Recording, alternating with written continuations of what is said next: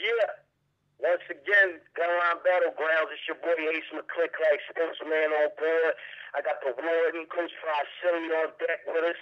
You dig? You know what I mean? We keep them coming each and every week.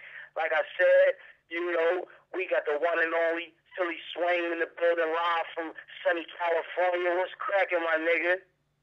Man, you know, I'm just doing my thing, man. Keeping it regular, man. Representing Philly everywhere I go like you, man. That's what you be doing, man. Yes, indeed. You already know. It's only one way to do it. You know what I mean? We breathe that. It's in our veins, you dig? Know that. Yeah, so, I mean, you know, off top, man, we get right into it, man. Let the people know that don't know, man. Who is Philly Swain? Well, Philly Swain is, you know, a person that came from a label called Takedown Records in the city, you know, that went through a whole lot of negative exposure. And, you know, I'm kind of like the only one that stood up and handled his business on a consistent basis, no taking nothing from nobody else, because that was a harsh situation and the reaction could be crazy from anybody. You know, fuck the snitches, you know, I'm sorry, can I say that, but to all the snitches, you know how they get handled later on in life through what goes around comes around. But a lot of the people that was out, they just basically gave up. And I went to 106 and Park, first winner on 106 and Park from Philly. That's what gave me my boost. And I went 31-0 at MTV Fight Club. You know what I'm saying? Then a riot started out because somebody decided to diss the big homie. So we got kicked out of the MTV building, out of Fight Club. And, you know, I started doing Grindtime. And then after 2 battles, I got signed to Sony. So I put out the Mr. Philadelphia album. And, you know, it was something. I was the CEO of the project. 50-50 deal with Sony. You know, I was just learning the game. It was a wonderful way to learn the business. They put out my demo. As soon as I handed it in, they say, yeah, you got a deal. I'm thinking now I can go in the studio and make music. They put it out. So, you know, good advice to new artists. Make sure that your demo could possibly be your album, because that's how they coming. So, you know, like, with you being out in L.A. and all of that now, how do you see the Philly music scene from the outside looking in? Oh my God, man! Honestly, what I can see is, and no offense at all to any certain people, and certain people probably ain't never gonna like me for these statements, but this NWA radio, man. You know what I mean? We niggas with attitudes around here. So you can say whatever you want to say on here. You dig? Hey man, real talk, man. The niggas that really count on a wider scale is niggas like y'all. Y'all the niggas that need to be getting the money in y'all pocket. Y'all the niggas motherfuckers need to be investing in. Niggas need to be dropping. Man, instead of paying a motherfucker, I ain't saying no names because, you know, feds get involved with shit like this. But instead of paying a motherfucker $2,000 a month, you could be paying a motherfucker $1,000 a month. You know, that's counting, putting your shit together, getting click-clack to host your shit and everything. And you could be doing that every fucking month and building a buzz on a wide world scale rather than just in one region. You know what I'm saying? Like, indeed. That's what I see. Like, you know what I'm saying? I see what's more important is that the people get the music, not that they get the music from a certain person. You know what I'm saying? This the Gunline Battlegrounds Show. You know what I mean? We know you've been doing things all crazy, so we just going to, you know, get back to the battle aspect of, you know, the whole thing, because that's what a lot of our listeners want to know, man. They want to know, you know, they want to hear about few of your past battles, few of your new joints, so, you know what I mean? What's good? What's good on the battle scene for you? What's good on the battle scene is, honestly, now, the battles that you're going to see now, like the way it just went down with the bull, Presley, you know what I'm saying? The way it just went down with him, like, when you see that battle, you'll be able to see that. What's you call him? Presley. Presley? Like okay. So I just battled him. Now he's a good dude, Ness Lee, and he got beats, you know what I'm saying? But it was real bad, like, you know what I'm saying? He don't even want to battle in the New York division after that. Like, we was up there 100 deep. I'm not playing. I'm taking it serious. I'm not going up there 3 deep no more and let a bunch of D-riders all crazy just be up there dicking. No, we going to play this game. It's a war. It's going to be a war. I got a battle in Florida. we going to be down there 1,000 deep. You know what I'm saying? Calling all cars. That's how I'm doing it. So to see the old battles, that was just a young bull coming out of jail that just ain't want to go back to jail.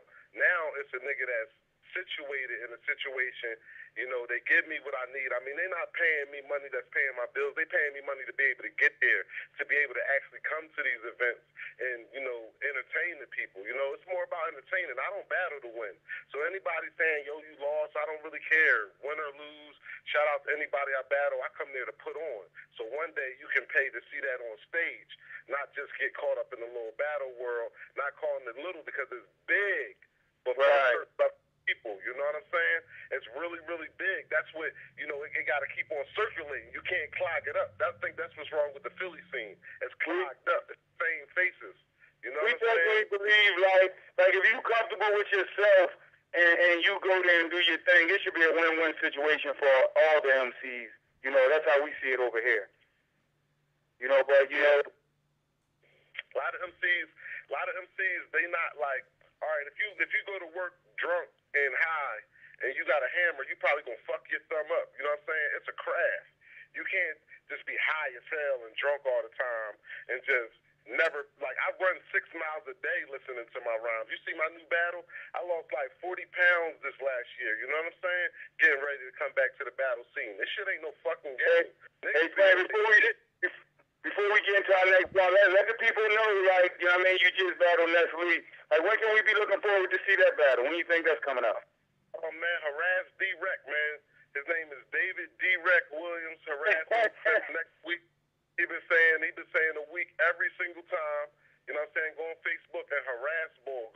Shout out to D-Rec, man. That's my man. What up, D-Rec, man? Get that out, man. Let us see what, man, our fellow Philly brethren did, man. You know, we hype, we support this, bro. We want to know the outcome. But with that being said, speaking on D-Rec, like, what's the difference between the URL and Grindtime to you? The difference between URL and Grindtime to me is, you know, and I don't really give a fuck how people feel about me, you know what I'm saying? But URL is the Rutgers and Grindtime is the NBA. Like, it may be the good players in it right now and all that shit, but when you come to Grindtime, it's just gonna be a different type of crowd. Like, you're not gonna come down court and do a fucking carrying crossover and people gonna scream for you. They want to see it organized, and you know, it's more like a white arena. You know what I'm saying? That's the people that's filling the seats at Grindtime. Now, if you just want a bunch of niggas smoking weed, want to see you do spin moves and bounce the ball over people's back, shit that'll never count in regulation and never get you to the albums, then cool. You know what I'm saying? You could do that all day, but Grindtime builds you a different crowd. Like, I'm not over in Hollywood because I got $1 million. I'm over in Hollywood because Grindtime has a different crowd of people that reach out to you when you deal with them. You know what I'm saying? Like, people deal with you. You know what I'm saying? Like, they feel like you pretty much credit Grindtime, you know, for all you in that situation that you went through now. Like, Sony was able to recognize you via Grindtime. No, Sony recognized me through Ace Capone, just straight up and down, and I didn't really have a buzz, so I just used Grindtime and Lions Den and stuff like that in 106 and Park to show them, look, I am doing something now, you know, invested and giving me a chance. But what they did do is, once Sony played games and showed me, look, we ain't putting no money into you, bruh. We expect you to just keep doing everything on your own. I didn't give up because people still was reaching out, and I ain't battling 2 years before the Ness Lee. So that was 2 years straight of people just reaching out because they seen battles. Yo, what's up? You want to do this? Come here. I'll fly you there. Come over here. Come do my sister's party. She loves your battles. Get this $2,500.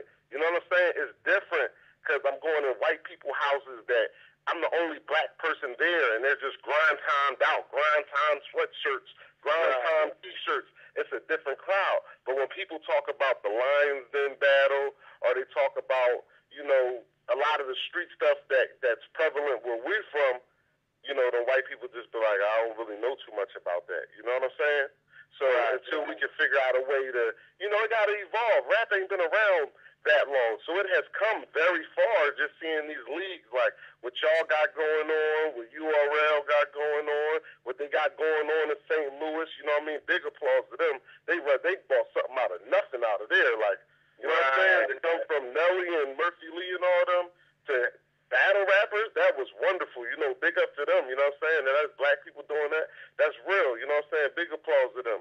But you know what I'm saying? When it comes down to the come down, Grindtime, like NBA players mess with it. I mean, NBA players look at other stuff, but Grindtime, they just made it a cleaner look. It's just a cleaner look. It's not